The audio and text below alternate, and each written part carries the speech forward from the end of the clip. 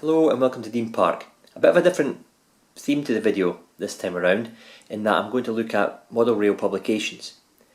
The four I've got in front of me here are the four best sellers in the UK. We've got Model Rail, Hornby magazine, BRM and Railway Modeller. The kind of theme of this video is to kind of see where I think they're going in respect to their emphasis on era, the kind of instructional stuff that they are providing, and just general value for money for me. In the past I have subscribed to all four of these magazines. Since 2010, 2 years before I even got a layout started, I subscribed to Model Rail, and I've continued that subscription up until now. Hornby magazine I also have subscribed to and currently buy on a monthly basis. BRM I subscribed to for 3 years and stopped at the end of 2017. And Railway Modeller I pick up when I see articles or highlighted things that I'm interested in.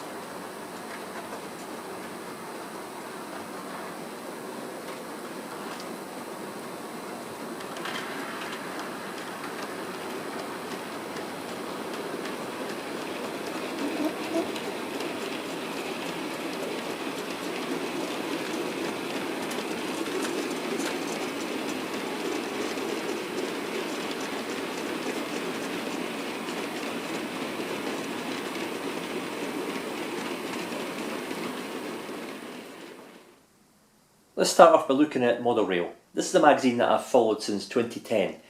I actually came across Model Rail whilst at King's Cross waiting to catch my train home after a holiday, and I was looking for something to read on the train, and it was Model Rail that had an image on the front of a HST from Hornby and a Bachmann Deltic, and it really struck me. I picked it up, read it on the way home, and it kind of reignited my interest in the hobby, having been out of it for 20 years. Model Rail was always a good coverer of a vast era of the rail network, from the big four right to the privatisation era. And the how-tos from George Dent and the scenic stuff from Peter Marry were always of interest to me as I started my layout and continued to grow my layout. It was edited for a long time by Ben Jones. He's since moved on. He went to BRM and he's left them as well. It's now Richard Foster, and they've given it a freshen in the appearance department, and it looks nice. It's well laid out. I can't fault that. It's got good stuff at the beginning, like opening the boxes, basically what's new, what's coming on stream, which is always a good way to start, actually, because I really enjoy seeing what's coming on the horizon. As we get further into the magazine, you'll notice it goes more steam orientated. They've got these exclusive models in there of a quite obscure little steam engine, which is of no interest to me, but I can understand those who follow it are impressed by it. According to Chris, which tends to be more steam orientated, and then we've got obviously our featured layouts, which tend to be slightly more biased towards the steam era, more recently anyway. And there is the usual workbench from Peter and George and Chris, where they tell you how to do things, build kits, etc. Always interesting. And we continue through. We've got a masterclass on Black 5 here. A very small article, but really good actually, an Engage article on some modern day, which I had to lie down when I saw that. I was so shocked. And then we've got Know Your Stuff, a bit of this and a bit of that, asking questions and getting answers from the experts. I tend to find this magazine get a little bit thinner on content and a bit thicker on the adverts. I say it was my go-to magazine from 2010 onwards, and I feel that it's just maybe starting to go more towards a STEAM era bias, and not focusing on such a wide range of areas. Still good value for money though, and I still enjoy reading certain articles in it.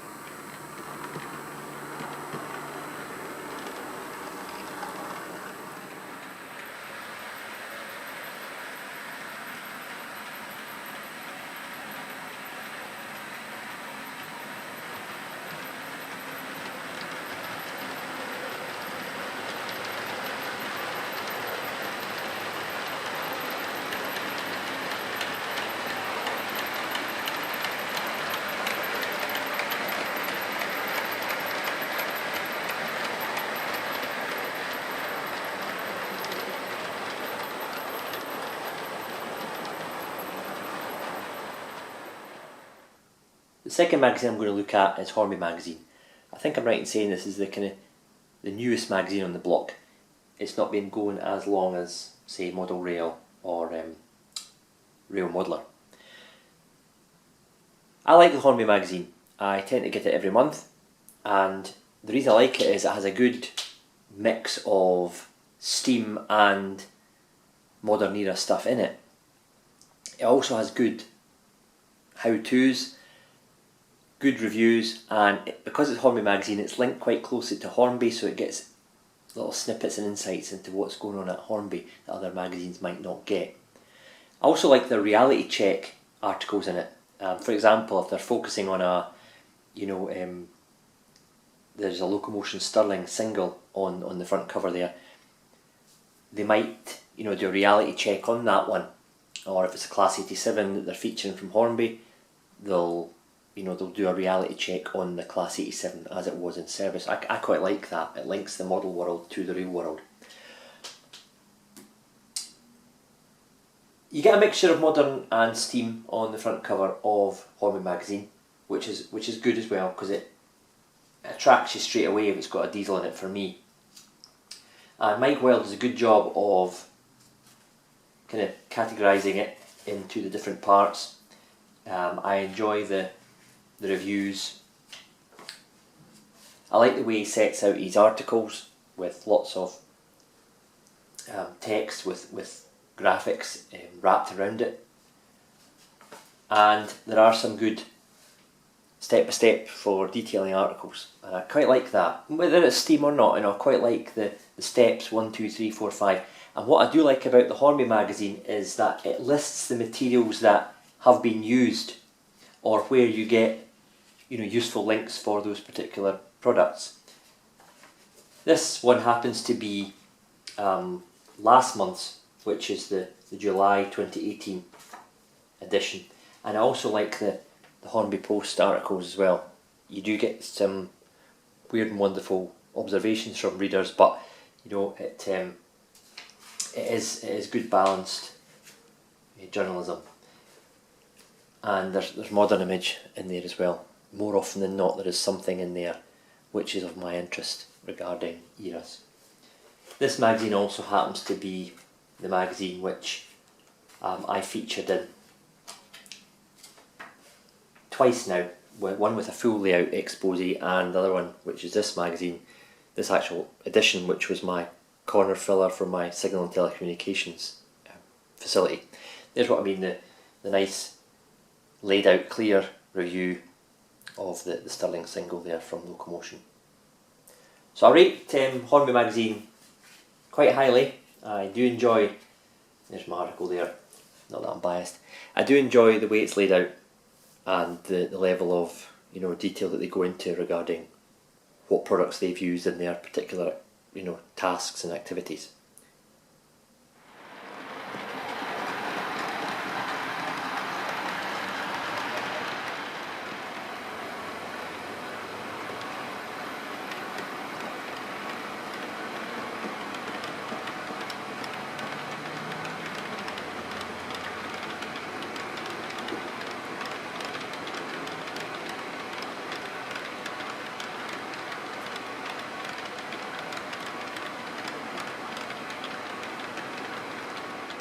The third magazine that I'm going to look at is Railway Modeller. This is not one I buy religiously. It's a case of if I see it in the shops, I like the look of it, I'll buy it if I find it useful. I bought the February 2018 one purely because it's of the featured layout, which is Aberdeen Kirkhill, which is my favourite kind of exhibition modern image layout that is out there just now. And with obviously with HSTs in it, it was a no-brainer for me to pick it up.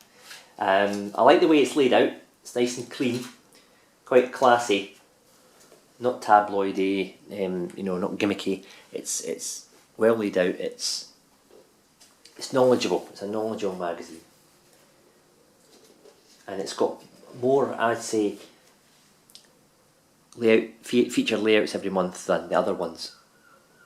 But again, this might just be this particular issue that I've been lucky in picking up.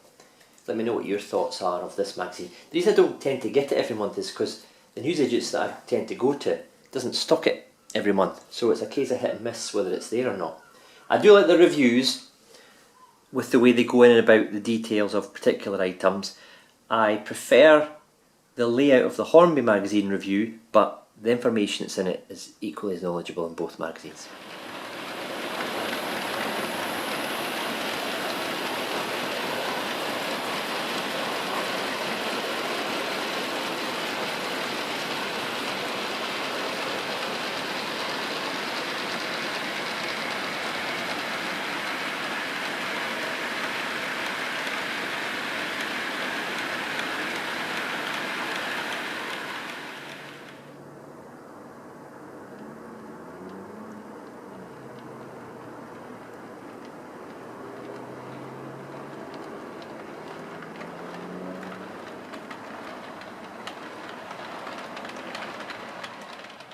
The fourth magazine I'm going to look at is BRM, also known as British Railway Modelling.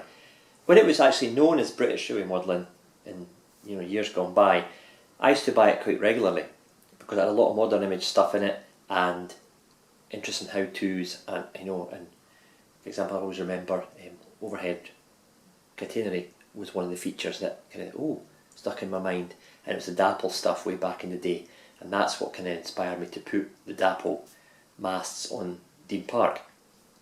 This is the September 2015 edition.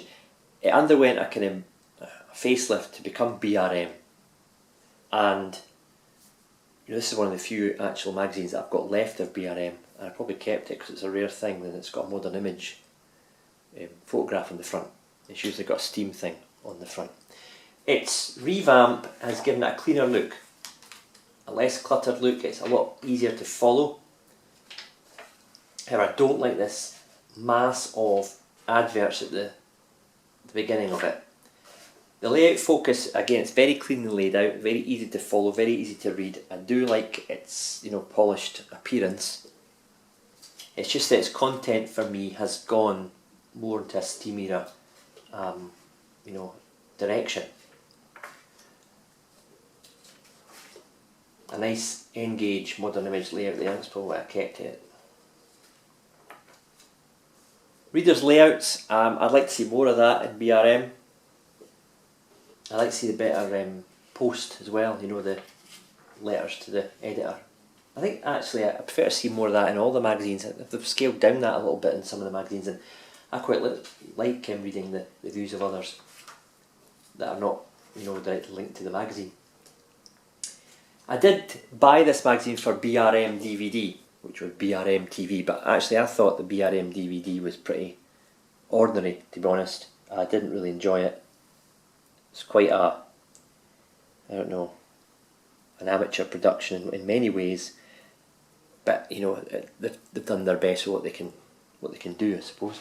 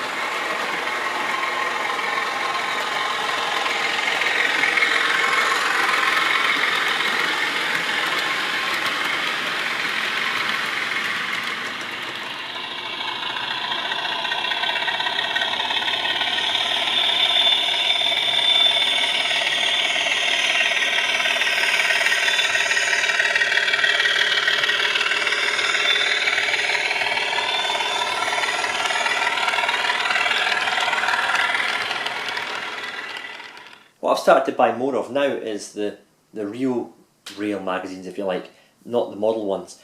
I tend to find that these give me a better insight into the real railway, and it helps me with my modelling. For example, I get all the line sign details and I look at all the pictures to see what, you know, actually, say a TMD looks like. There's TMD images in here. I've got, you know, what was around the track side, the stations, from the kind of areas that I'm modelling. It also covers some of the locals that I find interesting. See, for example, all this here, that helps me with my modelling. Just, you know, what is on the line side embankment and that kind of stuff. So I quite like that. Locomotives Illustrated is also a good magazine. Less frequent, but this particular one was on the class 91. And again, I got a lot of inspiration for the era I'm modelling, late 80s, early 90s. And it helps me with my, you know, keeping my layout, you know, in within the era. For example, the type of speed signs they're using, the platform furniture and that kind of stuff.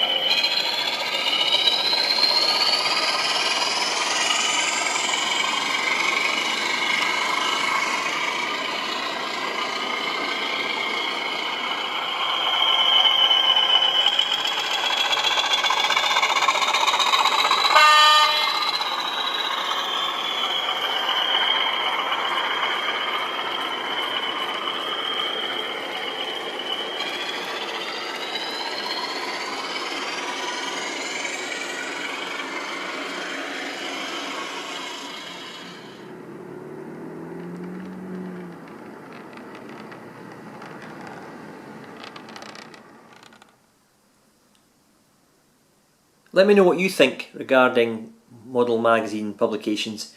What one do you read? What one do you prefer? Have you noticed a shift into particular bias on era of any of these magazines? Do you agree with or disagree with what I've said? You know, I'm just kind of putting my views out there. I'm not attacking any individuals who work for the magazines. I think they all, you know, have strengths and focus on those strengths with what they produce. Personally, for me at the moment, Hornby magazine probably edges it. I still pick up the other ones in the newsagents to have a quick flick through, and you know, I will buy if I find something that you know, interests me. Look forward to hear your reviews. Thanks for watching. Cheers.